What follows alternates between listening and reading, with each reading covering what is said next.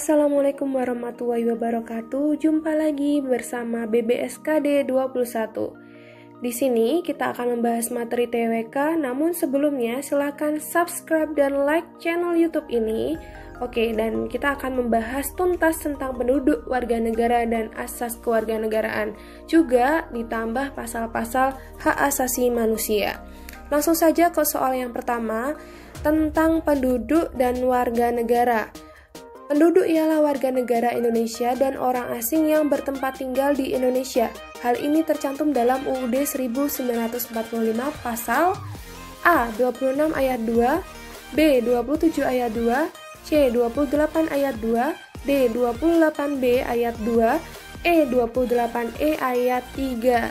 Nah, misalkan kakak sudah paham tentang UUD, pasti bisa langsung menjawabnya ya. Nah, namun untuk membahas tuntas sesuai judulnya, kita akan membahas satu persatu nih. Di sini ada pasal 26 UUD 1945 ayat 1. Yang menjadi warga negara ialah orang-orang bangsa Indonesia asli dan orang-orang bangsa lain yang disahkan dengan undang-undang sebagai warga negara. Ayat 2. Penduduk ialah warga negara Indonesia dan orang asing yang bertempat tinggal di Indonesia. Ayat 3. Hal-hal mengenai warga negara dan penduduk diatur dengan undang-undang.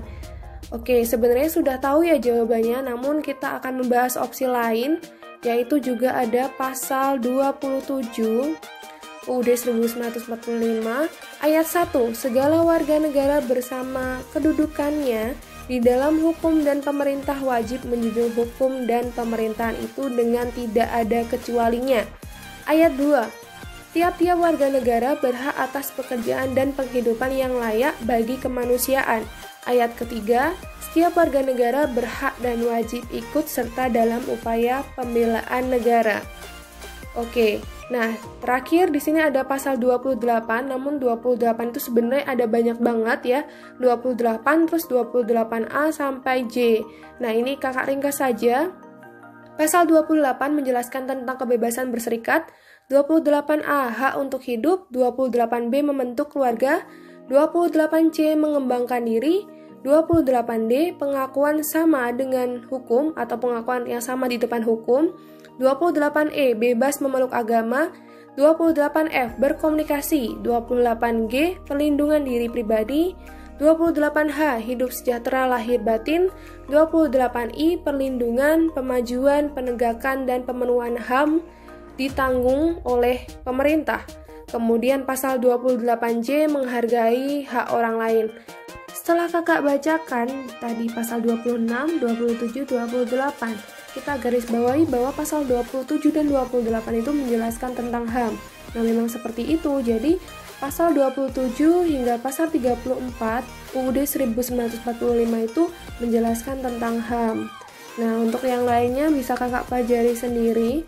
Selanjutnya kalau kita udah tahu apa itu isinya aja ya, berarti kita langsung bisa menjawab yang B, C, D, E, pasal 27-28 ini semua pasti salah karena menjelaskan tentang HAM. Berarti jawabannya pasti A, karena kita tanpa tahu itu 26 isinya apa aja, itu kan pasti jawabannya A. Tapi kita ingat lagi ya, tadi 26 ayat 1 itu menjelaskan tentang warga negara, 26 ayat 2 menjelaskan tentang penduduk sesuai dengan soalnya ya. Pasal-pasal seperti ini itu bisa keluar, bisa tidak keluar, namun lebih baik tetap jaga-jaga untuk dihafalkan, terutama pasal-pasal yang penting. Oke, lanjut di soal nomor 2 tentang asas kewarganegaraan. Seseorang dapat menggunakan hak repudiasi atau hak menolak menjadi warga negara jika negara tersebut menggunakan sistem A. Stelsel pasif, B. Stelsel aktif, C. Apartit, D. No partit, dan E. Bipartit. Oke, ada yang sudah tahu jawabannya? Kalau misalkan belum, kita bahas satu persatu. Di sini ada 8 asas kewarganegaraan yang kakak cantumkan. Ini sudah komplit. Yang pertama ada asas ius soli atau asas kedaerahan. Pengertiannya, dalam asas ius soli kewarganegaraan seseorang ditentukan berdasarkan tempat kelahirannya. Untuk memudahkan penghafalan, biasanya Kak Eca suka menghafalkan soli. Soli itu kan kata lain dari tanah ya, berarti artinya tempat kelahiran atau tanah kelahiran. Kemudian di nomor 2 ada asas ius sanguinis, kewarganegaraan seseorang ditentukan berdasarkan pada keturunan orang yang bersangkutan.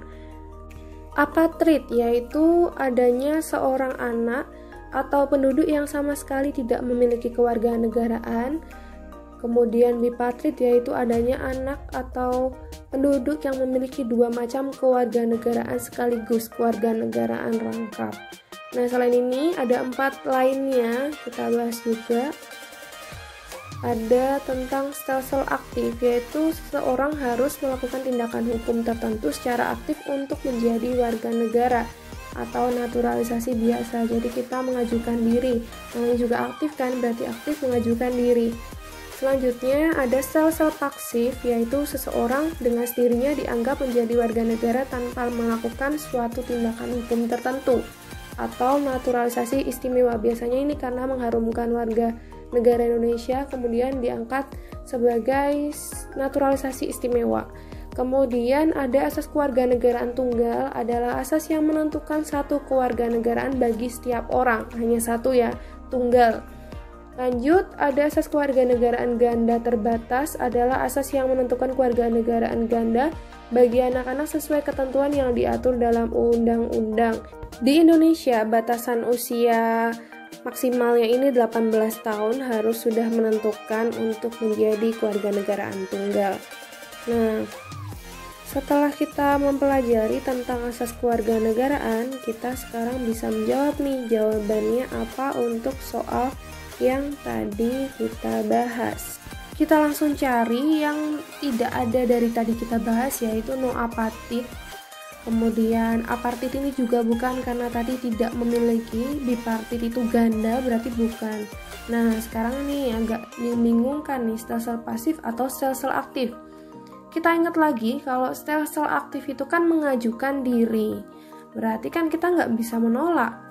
Repudiasi itu kan untuk menolak, berarti kan kita nggak bisa menolak. Kalau misalkan kita mengajukan diri, mau kita aja yang mengajukan diri kan. Nah, berarti jawabannya mana? Jawabannya pasti yang A, stelsel pasif, karena kan tanpa bertindak kita sudah menjadi warga negara tersebut.